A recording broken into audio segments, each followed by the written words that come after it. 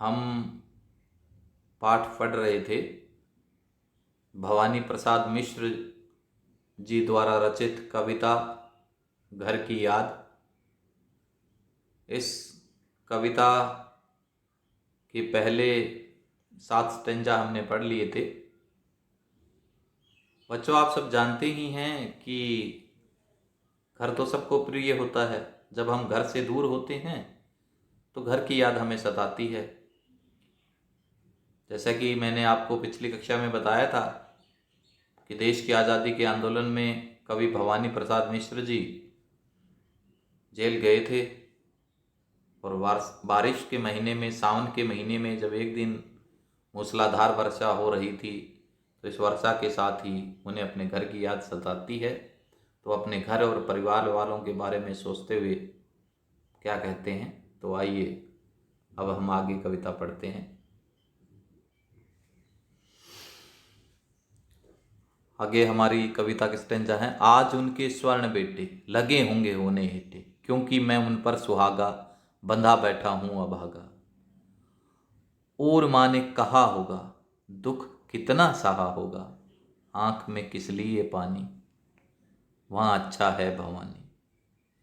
वह तुम्हारा मन समझकर और अपनापन समझकर गया है सो ठीक ही है, यह तुम्हारी लीक ही है। आज उनके स्वर्ण बेटे। पिछले स्टेंजा में कवि ने बताया कि उसके पिताजी उसे सोने पर सुहागा मानते हैं।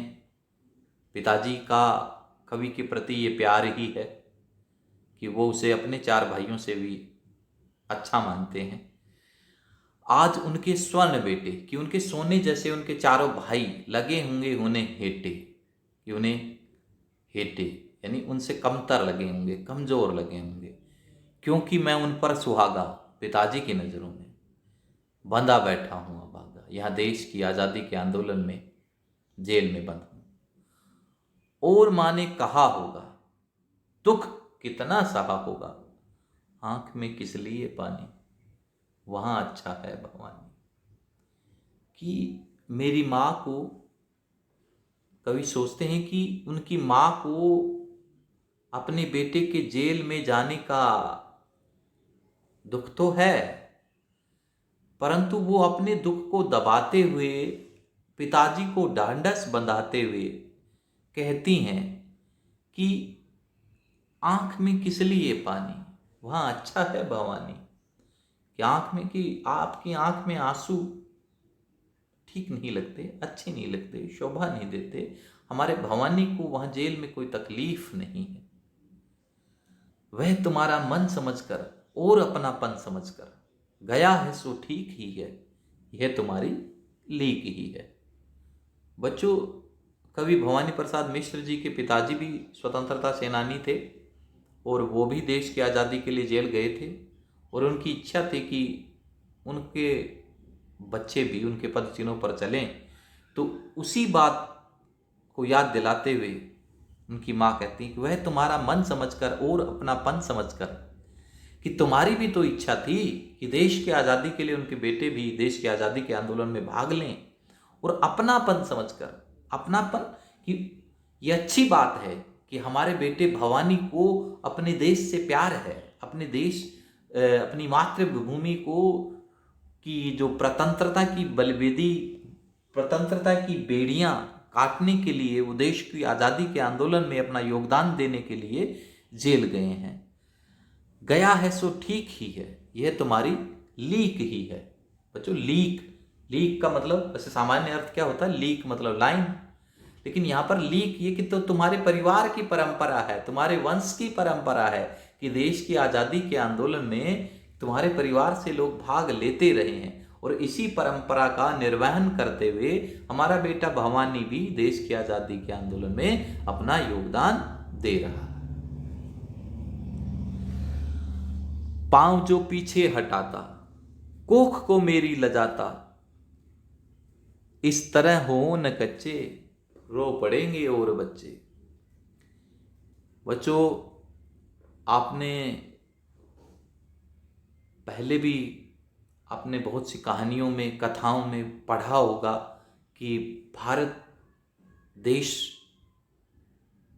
के वीर जवान ही मातृभूमि पर अपना बलिदान देने के लिए तैयार रहते हैं, लेकिन इस देश की मिट्टी में कुछ बात है कि यहाँ की माएँ भी खुशी खुशी से अपने बेटों को, अपनी बेटियों को देश पर अपना सर्वस्व न्यौछावर करने के लिए प्रेरित करती रही हैं। और उसी भाव की बात इस स्टेंजा में, इस पद्यांश में आई है। पाँव जो पीछे हटाता, एक माँ के भाव है, कोख को मेरी लजाता। अगर वो देश की आज़ादी के आंदोलन में भाग नहीं लेता तो एक माँ कहती कि मैंने फिर कैसे बेटे को जन्म लिया, एक कैसे बच्चे को जन्म दिया, कि मुझे अपनी कोख पर लज्जा आती। इस तरह हो न कच्चे। और माँ मेरे पिताजी को ढांढस बंधाते हुए कह रही होंगी कि इस तरह हो न कच्चे, कि इस तरह तुम अपना कच्चा दिल, अपना दिल अब कमज़ोर मत करो। तुमको देखकर हमारे और बच्चे भी रो पड़ेंगे। पिताजी ने कहा होगा, हाय कितना सहा होगा, कहाँ मैं रोता कहाँ हूँ, धीर में खोता कहाँ। पिताजी ने माँ की बात का प्रत्युत्तर देते हुए कहा होगा कि मैं रो थोड़ी रहा हूँ, मैं धैर्य नहीं खो रहा हूँ। पिताजी ये बात कहते हुए उनके अंदर भी असीम दुख होगा, वो भी अपने बेटे को अपने घर में न पाकर दुखी महसूस कर रहे होंगे।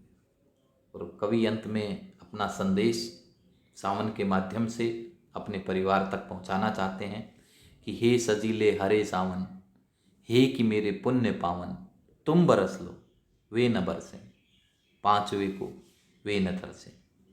कि हे सजीले हरे सावन, कि सावन के महीने में जब बारिश होती है, चारों तरफ हरियाली छा जाती है, तो सावन को सजीला सज धज कराने वाला कहा। हे कि मेरे पुण्य पावन, हे सावन के पावन, पावन यानी पवित्र, पुण्य कल्याण करने वाले, भला करने वाले। क्योंकि बच्चों सावन के महीने में जब बारिश होती है, फसलें होती हैं, तो सबका भला होता है, अनाज मिलता है, किसानों के खेत में अनाज पैदा होता है। तुम बरस लो वे न बरसें, यहाँ पर बरस लो और बरसें दो शब्द हैं। कि तुम बरस लो, कि सावन के महीने तुम जितना चाहे बारिश कर लो, जितनी चाहे बूंदे टपका लो, वे न बरसें। लेकिन मैं चाहता हूँ कि मेरे परिवार के लोग मुझे याद करके न बरसें। यहाँ पर न बरसने का मतलब है कि उनकी आंखों में आंसू ना हो, पांचवे को वे न तरसें, कि मुझ पांचवे को याद करके वो दुखी ना हो। मैं मजे में हूं सही है, घर नहीं हूं बस यही है, किंतु ये बस बड़ा बस है, इसी बस से सब विवश है। देख बच्चों, यहाँ पर एक ये जो बस शब्द है ये 3 बार आया है, लेकिन इसकी अर्थ छवियां अलग अलग हैं। कि मैं मजे में हूं सही है, घर नहीं हूं बस यही है। कि पहली पंक्ति में क्या कि भाई मेरा संदेश ये कहना है कि मैं यहाँ जेल में मजे में हूं, कोई परेशानी नहीं है, बस इतनी सी तो बात है कि घर में नहीं हूं, घर में नहीं तो क्या हुआ, जेल में तो हूं। किंतु ये बस, यहां पर जो बस शब्द है इसका मीनिंग अलग अलग है। क्या है? किंतु ये बस बड़ा बस है। कवि के लिए भी ये बस बहुत बड़ी बात है कि वो अपने परिवार के साथ घर में नहीं है, और परिवार के लोगों के लिए बस बहुत बड़ी बात है कि वो अपने बेटे, उनका बेटा उनके साथ नहीं है, और इसी बस सब बेबस है कि मैं उनसे मिल नहीं सकता, वो मुझसे मिल नहीं सकते। किंतु उनसे यह न कहना, उन्हें देते धीर रहना, उन्हें कहना लिख रहा हूं, उन्हें कहना पढ़ रहा हूं, कि उनको ये मत बताना कि मैं भी तुम्हारी याद में यहां जेल में दुखी हूं। उन्हें तक यह कहना कि मैं जेल में ठीक ठाक हूं, जेल में लिखने पढ़ने का काम कर रहा हूं, काम करता हूं कि कहना, नाम करता हूं कि कहना, कि जेल में अपने हिस्से का काम करता हूं, और जेल में रहकर देश की आज़ादी के आंदोलन में एक प्रकार से परिवार के नाम को 4 चांद ही लगा रहा हूं। चाहते हैं लोग कहना, मत करो कुछ शौक कहना। उन्हें ये सावन के महीने उन तक ये संदेश पहुंचाना कि जेल में सब मुझे चाहते हैं और मुझे याद करके, या मैं घर में नहीं हूं, इस कारण से तुम्हें दुखी होने की आवश्यकता नहीं है। और कहना मस्त हूं मैं, काटने में व्यस्त हूं मैं, वजन 70 शेर मेरा और भोजन ढेर मेरा। कि उन्हें ये बताना कि मैं मस्ती से रहता हूं, गांधी जी के बताए गए रास्ते पर चलता हूं, जेल में भी चरखा काटता हूं, वजन 70 शेर मेरा और भोजन ढेर मेरा। क्योंकि बच्चों, आप सब जानते हैं कि जब हम घर से बाहर होते हैं तो हमारे माता पिता हमारे खाने पीने को लेकर बहुत चिंतित होते हैं, और कभी तो जेल में बंद है तो माता पिता की और चिंता तो स्वाभाविक है कि जेल में पता नहीं उसको खाना मिल रहा होगा कि नहीं मिल रहा होगा, ठीक से खा भी पा रहा होगा नहीं पा रहा हो। तो इसी संदेश को कवि सावन के माध्यम से अपने परिवार के लोगों तक पहुंचाना चाहता है कि उन्हें किसी प्रकार का ये अंदेशा न हो कि मैं उनकी यादों में, उनको याद करके मैं भी दुखी हूँ। तो उन्हें यही कहना कि वजन 70, खा खा कर मेरा वजन 70 शेर हो गया, 70, और भोजन, कि मुझे यहाँ भोजन की कोई समस्या नहीं है, सब खाना पीना मिलता है। खेलता हूँ कूदता हूँ, दुख डट कर झेलता हूँ, और कहना मस्त हूँ मैं, यूँ न कहना हस्त हूँ मैं। कि मैं जेल में ठीक ठाक रहता हूँ, मज़े में हूँ, किसी प्रकार की कोई समस्या नहीं है। आप मेरे परिवार वालों को मेरी सच्चाई मत बता देना। यूँ न कहना अस्त, अस्त, अस्त का मतलब जैसे हम अस्त, सूर्यास्त, सूर्योदय के लिए सूर्यास्त में अस्त शब्द का इस्तेमाल करते हैं। तो आप मेरे परिवार के लोगों तक ये बात मत पहुंचाना कि उनकी याद में मैं भी बुझा बुझा हूँ, मैं भी दुखी हूँ। हाय रे ऐसा न कहना, है कि जो वैसा न कहना, कह न देना जागता हूँ, आदमी से भागता हूँ। कि जेल में मेरी सच्चाई बयान मत कर देना, कुछ ऐसा वैसा मत कह देना कि मैं भी अपने परिवार से बिछुड़ कर उनको याद करके दुखी रहता हूँ, आदमी से भागता हूँ। मुझे अपने परिवार के अतिरिक्त किसी और से बात करने का दिल ही नहीं करता है।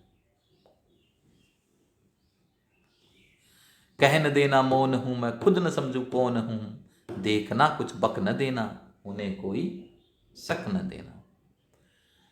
कह न देना मौन हूँ, कि मेरी असली सच्चाई जेल के जीवन की बयान मत कर देना कि मैं चुपचाप रहता हूँ, किसी से बात नहीं करता हूँ, खुद को ही भी समझना। देखना कुछ बक न देना, इस कवि ने आम बोलचाल की भाषा का इस्तेमाल करते हुए यहाँ पर कहा कि कुछ बक न देना। वैसे हम इस्तेमाल करते हैं ना बकना, कि कुछ गलत गलत सलत, कुछ उल्टा सीधा मत कह देना, और ऐसी कोई बात मत कहना कि मेरे परिवार के लोगों को, मेरे माता पिता को जेल में मेरे जीवन की सच्चाई, जेल में मेरे बिताए के समय की सच्चाई उन्हें पता चले और वो मुझे याद करके और भी अधिक दुखी हो जाएं, उन्हें कोई शक न देना।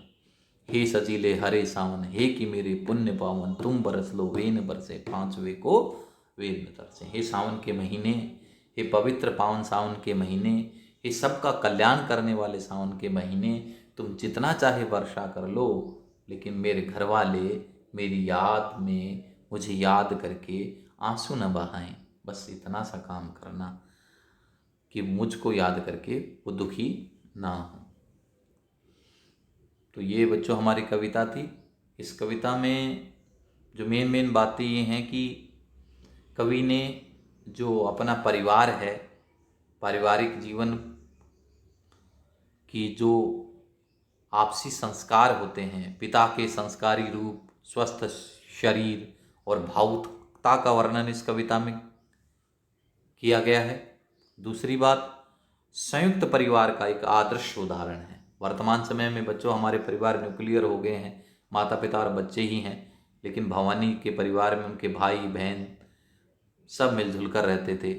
कवि अपनी व्यथा को अपने तक सीमित रखना चाहता है, कि वो नहीं चाहता कि उनको याद करके उनके परिवार के लोग भी दुखी। आदमी से भागता हूँ मैं कवि, लेकिन कवि भी अंदर से तो दुखी है कि वो भी अपने परिवार को याद करके उनकी याद में कवि भी दुखी है।